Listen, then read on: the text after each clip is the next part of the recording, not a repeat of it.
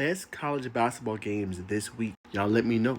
Now, look, we're already in the mid-season of college basketball, which is crazy to say. It's week 9 of the college basketball season with some pretty top matchups. Let's talk about some. Now, a key one that I really like, I'm excited about, Tennessee, Arkansas will be a damn. Now, the reason I'm excited is Tennessee's a pretty good basketball team. Now, they did have a tough stretch, kind of like early on in the season. Obviously, they won their last 2 games but lost 3 straight. Now, the Vols lost to Kansas, Syracuse, and Illinois, but did pick up a big win against an ACC caliber opponent in Louisville. But we know they're led by Jacob Gillespie, who obviously came over from Maryland. He's been balling this season. He's averaging 17.6 points per game. And then they also obviously have Nate Mint, who will probably be a top 5 draft pick in the NBA draft and obviously in June. So they got some top players. And this is another test, obviously, for Tennessee to be able to show that they can play with a good caliber team in Arkansas. Now, Arkansas, y'all know, is led by Darius Cuff. He's their leading scorer, 18.9 points per game this year for Cuff. Great addition for Arkansas, though, has been true freshman Malik Thomas, who is having, obviously, a stellar freshman campaign, 14.2 points per game, looking like a top player for the Razorbacks this year. So that's going to be a really good game. Next, you got Kentucky and Alabama. Now, Kentucky's gotten a lot of flack this year that they're not the same team. They're not as good.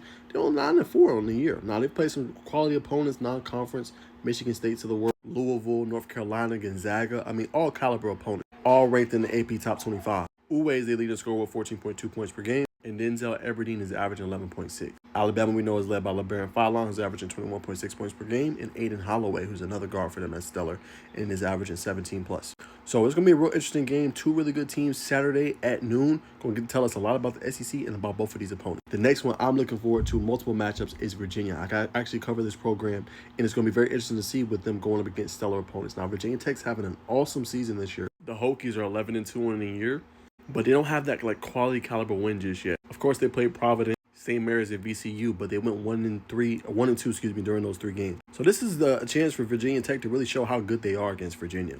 And then the other game is going to be Virginia versus NC State. Now, we know how good, obviously, NC State is. They're 9-4 in the year, nearly beat Kansas and lost in overtime 77-76. The Wolfpack is led by Darian Williams, who was obviously a guy that got in the transfer portal, has been very stellar this year for, obviously, the Wolfpack. And then for Virginia, you're not going to have your sharpshooter, Jakari White. Virginia is actually shooting the ball very good this year at nearly 50%, also 40% from beyond the arc. They've been led by a true freshman, 22-year-old who came over from overseas, Tess DeRitter. They obviously have Johan Grunlow, who's really good for them as well. But the key for them has been Chance Mallory. His defensive pressure throughout games has been stellar this year.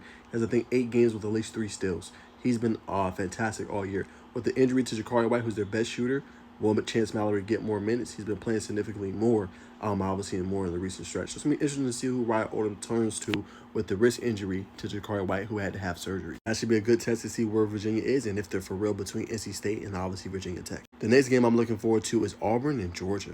Now, Georgia's ranked this year. Georgia's having a really good season. They're following up and look like a tournament team yet again. Now, that game won't be played until Saturday. Obviously, Auburn's coming off a tough loss to Purdue. They got ran out of the building 88-60. Auburn is led by Keyshawn Hill and Tahad Pettiford. We know how dynamic of a duo those two are. Now, Georgia's primarily led by their backcourt. Look at Jeremiah Wilkinson, who came over from California. He leads them with 18 points per game this year. They also have Blue Kane and Marcus Melinder, who are all averaging double figures. The key for Georgia has been Soto Cyril, a paint beast that's averaging 9.8 points per game and 6.3 rebounds. Great test for Georgia. A home game can possibly even get a quad 1 win potentially. We'll see how the net shapes out when it's updated on Monday, but a potential big-time win for Georgia on the ranks that can add to their resume.